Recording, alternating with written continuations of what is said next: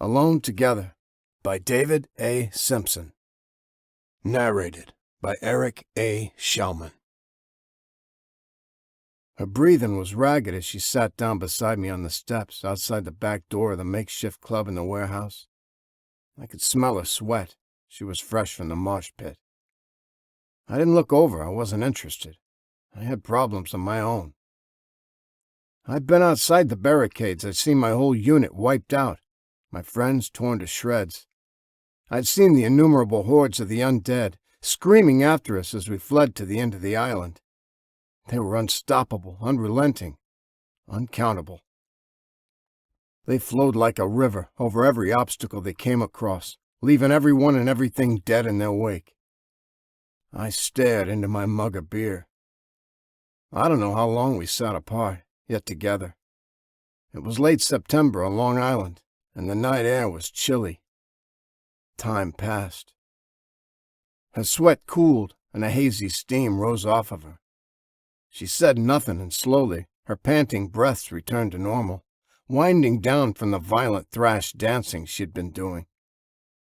Trying to not remember, pretending to not know, dancing in violence and anger, and in rage and pain. Even out here, the band drowned out the sound of the generators, and they were so loud that normal conversation was impossible. They played hard and raw, angry and desperate. A half-mile away at St. Mary's, the orchestra played sad and slow, and older couples waltzed with their finest clothes and jewelry. I had hoped coming here would pull me up out of my despair for a few hours, but it hadn't worked. I couldn't forget, and I couldn't get drunk enough to not remember. It wasn't possible.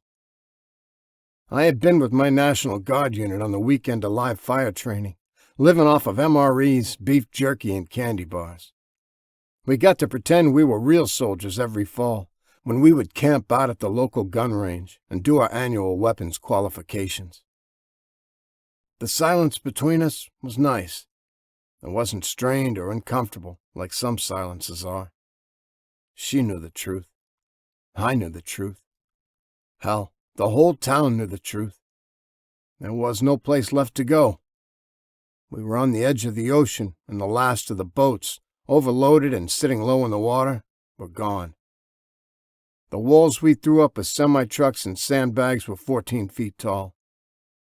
The horde stumbling toward us was 1,000,000 strong, drawn east like lemmings marching toward the sea, always searching for fresh meat.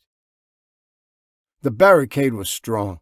It would hold, but the horde would simply swarm over the top. There were too many coming out of New York. The beer cupped in my hands was warming. The bubbles I had been watching rise to the top were slowing, now only coming up occasionally. I pulled out a cigarette.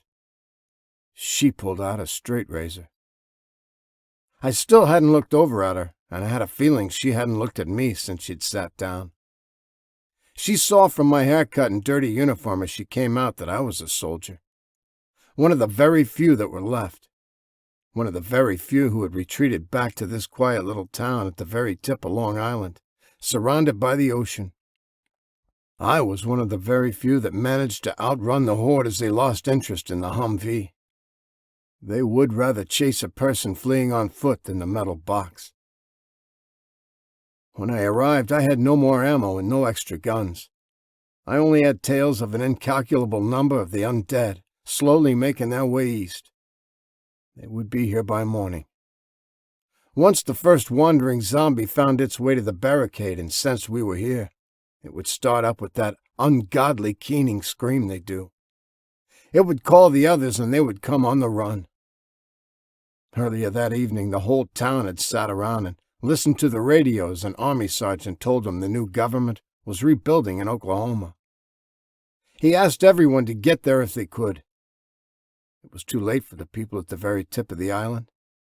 The only road out was impassable, clogged by hundreds of thousands of the undead, and anything that would float had long since been put to sea.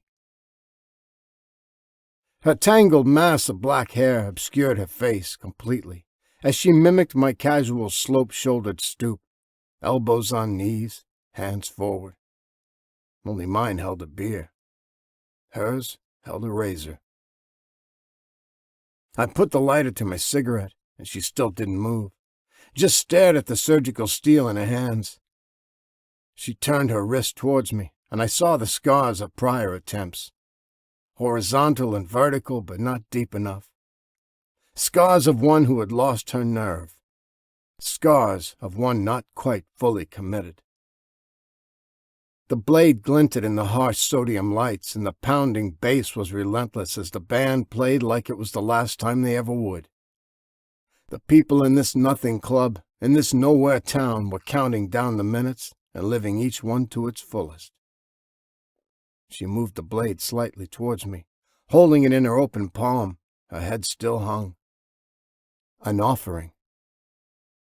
I took a drag off of my cigarette, the surreal orange glow brightening the scene that burned itself into my mind. This last concert in this last town. Dancing while the Titanic sank. I sat down my beer and reached for the razor, staring deep into her eyes as she finally faced me. I saw a bleakness, an understanding, and a raw terror barely held in check. I saw my own eyes mirrored. I took the blade, and before I could lose my nerve, I slashed deep and long into my own wrist, all the way to my elbow.